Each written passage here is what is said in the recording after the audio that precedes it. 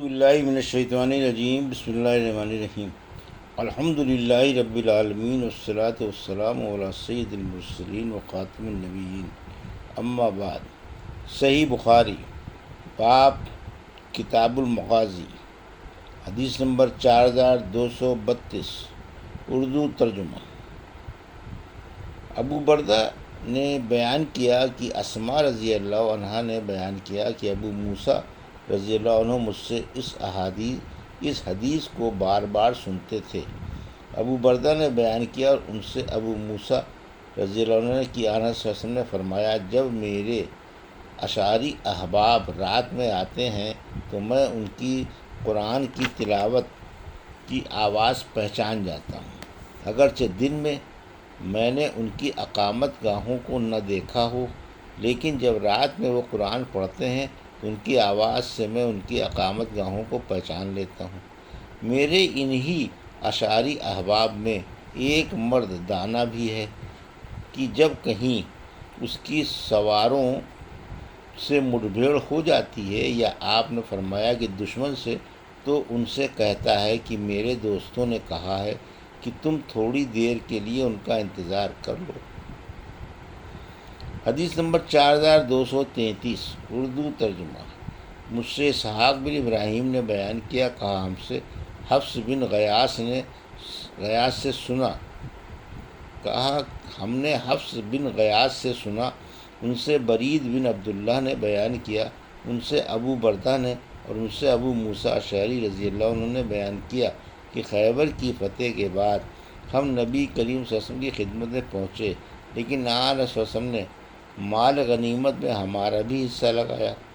آپ نے ہمارے سوا کسی بھی ایسے شخص کا حصہ مال غنیمت میں نہیں لگایا جو فتح کے وقت اسلامی لشکر کے ساتھ موجود نہ رہا ہو۔ حدیث نمبر 4234، اردو ترجمہ۔ ہم سے عبداللہ بن محمد نے بیان کیا، انہوں نے کہا ہم سے معاویہ بن عمرو نے بیان کیا، انہوں نے کہا ہم سے ابو اسحاق نے بیان کیا، ان سے امام مالک بن انس نے بیان کیا، ان سے سور نے بیان کیا۔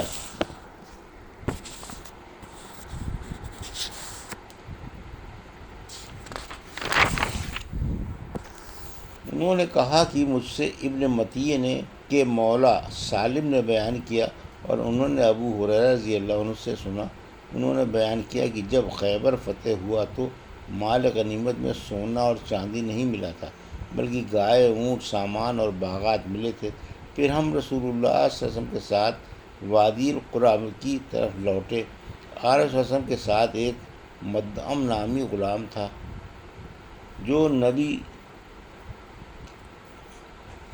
جو بنی زباب کے ایک صحابی نے آپ کو ہدیے میں دیا تھا۔ وہ آنس صلی اللہ علیہ وسلم کا کجاوہ اتار رہا تھا کہ کسی نامعلوم سمت سے ایک تیر آ کر ان کے لگا۔ لوگوں نے کہا مبارک ہو شہادت، لیکن حضور صلی اللہ علیہ وسلم نے فرمایا ہرگز نہیں، اس ذات کی قسم جس کے ہاتھ میں میری جان ہے، جو چادر اس نے خیبر میں تقسیم سے پہلے مال غنیمت میں سے چرائی تھی، وہ اس پر آگ کا شعلہ بن کر بھڑک رہی ہے۔ یہ سن کر ایک دوسرے صحابی ایک یا دو تسمے لے کر آنس صلی اللہ علیہ وسلم کی خدمت میں حاضر ہوئے اور عرض کیا کہ یہ میں نے اٹھا لیے تھے۔ آنس صلی اللہ علیہ وسلم نے فرمایا کہ یہ بھی جہنم کا تسمہ بنتا یا دو تسمے بن جاتے۔ حدیث نمبر 4235، اردو ترجمہ۔ ہم سے سعید بن ابی مریم نے بیان کیا، کہا ہم کو محمد بن جعفر نے خبر دی، کہا کہ مجھے زید نے خبر دی، انہیں ان کے والد نے، اور انہوں نے عمر بن خطاب رضی اللہ عنہ سے سنا، انہوں نے کہا کہ ہاں، اس ذات کی قسم جس کے ہاتھ میں میری جان ہے، اگر اس کا خطرہ نہ ہوتا کہ بعد کی نسلیں بے جائیداد رہ جائیں گی اور اس کے پاس کچھ نہ ہوگا، تو جو بھی بستی میرے زمانہ خلافت میں فتح ہوتی، میں اسے اسی طرح تقسیم کر دیتا جس طرح نبی کریم صلی اللہ علیہ وسلم نے خیبر کی تقسیم کی تھی۔ میں ان مفتوحہ اراضی کو بعد میں آنے والے مسلمانوں کے لیے محفوظ چھوڑے جا رہا ہوں تاکہ وہ اسے تقسیم کرتے رہیں۔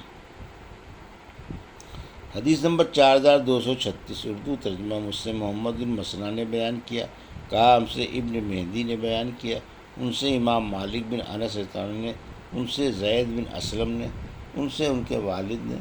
کہ حضرت عمر رضی اللہ عنہ نے کہا اگر بعد میں آنے والے مسلمانوں کا خیال نہ ہوتا تو جو بستی بھی میرے دور میں فتح ہوتی میں اسے اسی طرح تقسیم کر دیتا جس طرح نبی کریم صلی اللہ علیہ وسلم نے خیبر کی تقسیم کر دی تھی۔ حدیث نمبر 4237 اردو ترجمہ مجھ سے علی بن عبداللہ نے بیان کیا کہ ہم سے سفیان نے بیان کیا، کہا میں نے زہری سے سنا اور ان سے اسماعیل بن امیہ نے سوال کیا تھا تو انہوں نے بیان کیا کہ مجھے انبا بن سعید نے خبر دی کہ ابو ہریرہ رضی اللہ عنہ نبی کریم صلی اللہ علیہ وسلم کی خدمت میں حاضر ہوئے اور آپ سے خیبر کی غنیمت میں سے حصہ مانگا۔ سعید بن عاص کے ایک لڑکے ابان بن سعید نے کہا یا رسول اللہ انہیں نہ دیجیے۔ اس پر ابو ہریرہ رضی اللہ عنہ نے کہا کہ یہ شخص تو ابن قوقل کا قاتل ہے۔ ابان اس پر بولے حیرت ہے، اس ببر یعنی بلی سے چھوٹا ایک جانور پر جو قدوم ملزان پہاڑی سے اتر آیا ہے، حیرت ہے اس ببر پر جو قدوم الزان پہاڑی سے اتر آیا ہے۔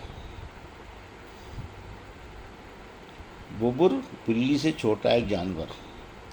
حدیث نمبر 4238 اردو ترجمہ اور زبیدی سے روایت ہے کہ ان سے زہری نے بیان کیا، انہیں انبا بن سعید نے خبر دی، انہوں نے ابو ہریرہ رضی اللہ عنہ سے سنا، وہ سعید بن عاص رضی اللہ عنہ کو خبر دے رہے تھے کہ ابان رضی اللہ عنہ کو حضور اکرم صلی اللہ علیہ وسلم نے کسی سریہ پر مدینے سے نجد کی طرف بھیجا تھا۔ ابو ہریرہ رضی اللہ عنہ نے بیان کیا کہ پھر ابان رضی اللہ عنہ اور ان کے ساتھی آن صلی اللہ علیہ وسلم کی خدمت میں حاضر ہوئے۔ خیبر فتح ہو چکا تھا، ان لوگوں کے گھوڑوں کے تنگ چھال ہی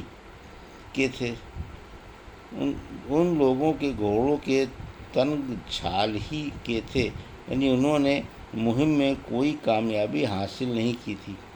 ابو ہریرہ رضی اللہ عنہ نے بیان کیا کہ میں نے عرض کیا یا رسول اللہ غنیمت میں ان کا حصہ نہ لگائیے۔ اس پر ابان رضی اللہ عنہ بولے اے ببر تیری حیثیت تو صرف یہ ہے کہ قدوم الزان کی چوٹی سے اتر آیا ہے۔ آن صلی اللہ علیہ وسلم نے فرمایا ابان بیٹھ جا۔ آن صلی اللہ علیہ وسلم نے ان لوگوں کا حصہ نہیں لگایا۔ حدیث نمبر 4239 اردو ترجمہ ہم سے موسیٰ بن اسماعیل نے بیان کیا، کہا ہم سے عمرو بن یحییٰ بن سعید نے بیان کیا، کہا کہ مجھے میرے دادا نے خبر دی اور انہیں ابان بن سعید رضی اللہ عنہ نے کہا وہ نبی کریم صلی اللہ علیہ وسلم کی خدمت میں حاضر ہوئے اور سلام کیا۔ ابو ہریرہ رضی اللہ عنہ بولے یا رسول اللہ یہ تو ابن قوقل کا قاتل ہے، اور ابان رضی اللہ عنہ نے ابو ہریرہ رضی اللہ عنہ سے کہا حیرت ہے اس ببر پر جو قدوم الزان سے ابھی اترا ہے اور مجھ پر عیب لگاتا ہے، ایک ایسے شخص پر کہ جس کے ہاتھ سے اللہ تعالیٰ نے انہیں یعنی ابن قوقل کو عزت دی اور ایسا نہ ہونے دیا کہ ان کے ہاتھ سے مجھے ذلیل کرتا۔ یہ تھی صحیح بخاری باب کتاب المغازی کی حدیث نمبر 4232 سے 4239 کا اردو ترجمہ جو ابھی آپ نے سماعت فرمایا۔ اللہ سے دعا ہے کہ اللہ ہمیں حدیثوں کی صحیح سمجھ عطا فرما اور ان پر عمل کرنے کی توفیق عطا فرما، آمین یا رب العالمین۔